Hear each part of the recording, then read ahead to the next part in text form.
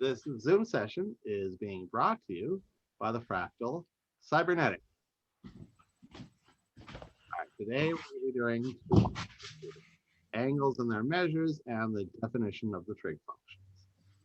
Okay, an angle is when you have two half lines like this, joined at a common point called the vertex. It's the initial side and the terminal side, and we imagine it as a rotation from the initial to the terminal. A counterclockwise rotation is a positive angle. A clockwise rotation is a negative angle. Now, of the positive angles, there's various names for various sizes. Here we have an angle. It's not quite a 90-degree angle, so that's between 0 and 90 degrees. That's called an acute angle because of this is a sharp point. At exactly 90 degrees, that's a right angle, as in a square. Beyond 90, and less than a full half turn, therefore between 90 and 180 degrees, that's called an obtuse angle, where it's one full 180-degree turn. That's called a straight angle. That basically looks like a line. When it goes past 180, and between 180 and 270 degrees, you get what they don't have a name for it, so I call it a breakback angle. Here is a rotation between 270 and 360 degrees. And okay, I date myself by calling it a Pac-Man angle. Does Pac-Man still exist? Oh yeah? Yes, it does. Yeah. Okay, there's some continuity. And when it goes around one full rotation, that's 360 degrees. Now you can have rotations beyond that. So of course, that's not really for triangles. It's for the trig functions. Now, there's what they call a standard position of an angle, where the initial side is along the positive x-axis. And so it's like this. And then we measure angles like this. Here would be at 0 degrees. If the terminal side is here, so it's a 0-degree angle. If the terminal side was here, that's 15 degrees, 30, 45, 60, 75, 90 for a right angle. Here, if it was like this, terminal side was here, that would be a 120 degrees. Here's 150, 180, 225, 255. This rotation like this, 3/4 of a turn, 270 degrees. This would be a 315-degree angle to here, and all the way up one full rotation, which is 360 degrees, which you can think of as the same geometrically as a 0-degree angle. So we'll see that there's later on that the trig functions possess what's called periodicity. It repeats itself as the angle goes around the circle. So now there are ways of measuring angles. One way goes all the way back to the Babylonians. Now talk about tradition, but that's the thing in math. If you establish something and it's valid and it works, then it stays valid and it stays working even after civilizations rise and fall. It's one of the things I like about it. All right, so one full rotation is 360 degrees. Now, if you want to divide up a degree into smaller parts, 1 degree is equal to 60 minutes. So that's what the minute sign is. This circle is the degree sign. And you can divide up a minute into 60 seconds. This double tick is a second. And yes, these are related to the minutes and seconds on the clock. 30 minutes and 60 minutes and 60 seconds. Now, a question for you. Why do the Babylonians choose 360 degrees in a circle? Any suggestions? The calendar system was base 60.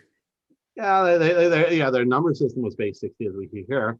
And well, okay, 360 is close to the 365 days in a year, 365.25, and therefore it was almost a good match to astronomical observations, which they took seriously.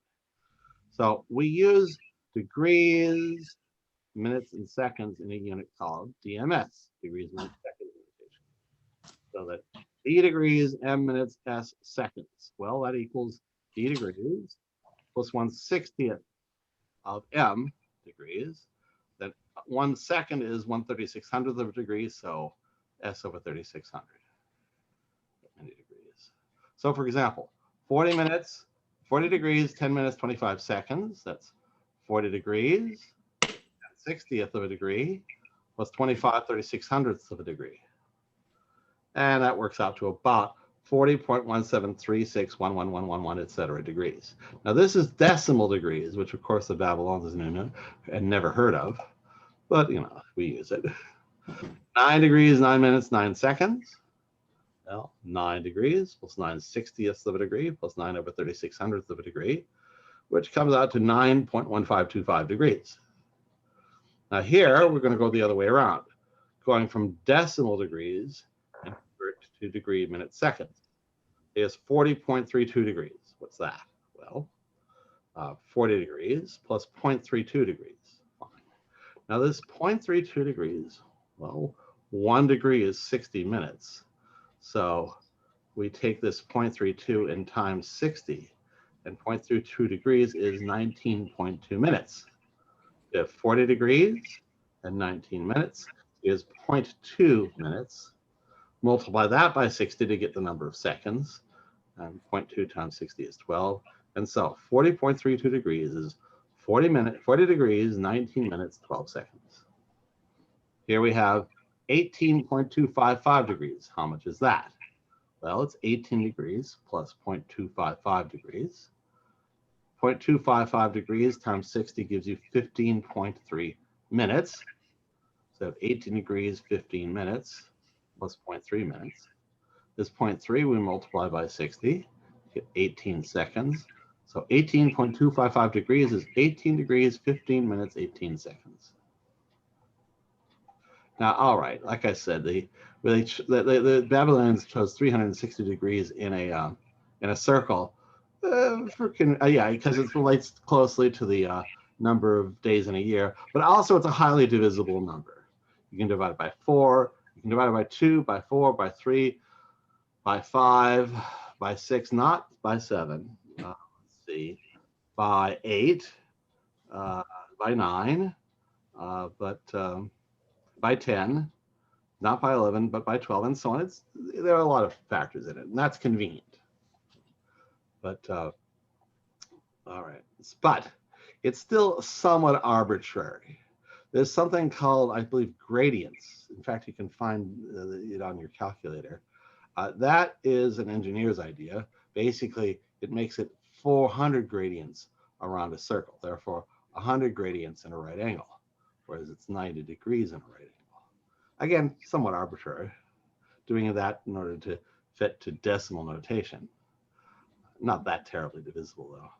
But we'd like to have something which is, in some sense, natural, that doesn't depend upon our human conventions. That's something that relates to the geometry itself. So to do that, we'd have what's called radian measure. You start with a circle, and you have an angle inside with radius r, and this arc length s, and we measure theta as the angle in radians. Then the formula should be that s equals r times theta. Obviously, the bigger r is, the bigger s should be. The bigger theta is, the bigger s should be. And I guess I should add to here that theta is s over r. S over r equals theta, the angle in radians. That's a natural thing that comes from the geometry itself. Now, this means, my other thing is that one full rotation, 360 degrees, is equal to 2 pi radians. That's because the formula for this distance around a circle is 2 pi r. So in this case, so that's why this should be 2 pi. So 2 pi radians is 360 degrees. So we'll think of 180 degrees, 1/2 turn is pi radians. And since these are equal, we can say that the ratio between them is equal to 1. Pi radians divided by 180 equals 1. 180 degrees divided by pi radians equals 1. And you can multiply any number by 1 and it stays the same. So you can multiply by these unit conversion factors to turn degrees into radians or radians into degrees. For example, 45 degrees. That's 45 degrees times pi radians over 180. We have degrees over degrees, so they'll cancel. And 45 over 180 is 1/4. So this is pi over 4 radians. Or conversely, 0.5 radians. How many degrees is that? Well, 0.5 radians times we're gonna one of these 2-unit conversion factors. Since we want radians to cancel, use this one with the radians in the denominator. So it's 0.5 radians times 180 degrees over pi radians. Radians cancel. You get 90 over pi degrees, which is about 28.65 degrees. Not an exact value. Pi is an irrational number, and so really this could carry on infinitely many places. Now, we have this formula about arc length as a function of r, radius, and theta, angle in radians. S equals r theta. Now here's a formula for the area of this pi-shaped sector. And it equals 1/2 r squared theta, where theta is in radians. That's important. You have to convert to radians. It may be given to you in degrees, but you have to convert it to radians to get the right answer. So for example, suppose we had a radius of 0.75 meters and an angle of 15 degrees. What's the arc length? What's the area? Well, the first thing we do is that we can't use the number 15 in this formula. We have to convert this to radians. 15 degrees, we're going to convert from degrees to radians. So we have radians divided by degrees. That's pi radians divided by 180 degrees. Here the units theta will, the degrees will cancel. So 15 pi over 180, which turns out to be pi over 12 radians. Okay, so S equals r theta. R is 0.75. Theta is pi 12ths. We get that in meters. Pi over 16th meters, or about 0.1963 meters. Area is pi r is 1/2 r squared theta. That's 1/2 times 0.75 meters squared times the pi over 12. And after a bit of work, that's 3 pi over 128 square meters, or approximately 0.07363 square meters. All right, here let's do some more examples. 7/12 pi radians. How many degrees is that? 7/12 pi. Since these are radians, we'll multiply by the factor with degrees per radian, so the radians will cancel. 7 pi over 12 times 180 over pi. The pi's cancel.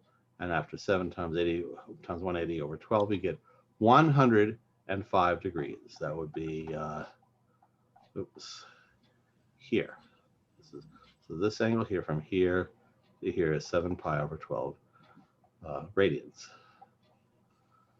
Minus 40 degrees. Now, minus means we're rotating clockwise as opposed to counterclockwise. How many radians is that? Well, minus 40 times. Now we have degrees, so we need to multiply by radians per degree. So the degrees cancel. That's pi radians divided by 180 degrees. Multiplying it out after a bit of work, it's minus 0.69813 radians. Here we have a 42-degree angle, a 17 centimeter radius. What's the arc length S? What's the area? Now again, we have to convert from degrees to radians. 42 degrees times pi radians per 180 degrees, so they cancel. And after some calculation, it's 0.733038 approximately radians. So S is r theta, A is 1/2 r squared theta. We put r is 17 centimeters. We put 0.73038 for theta here and here. So here we get 17 centimeters times 0.733038, which is about 12.5 centimeters. Here we have 1/2 of r squared, 17 squared, times theta, 0.733038.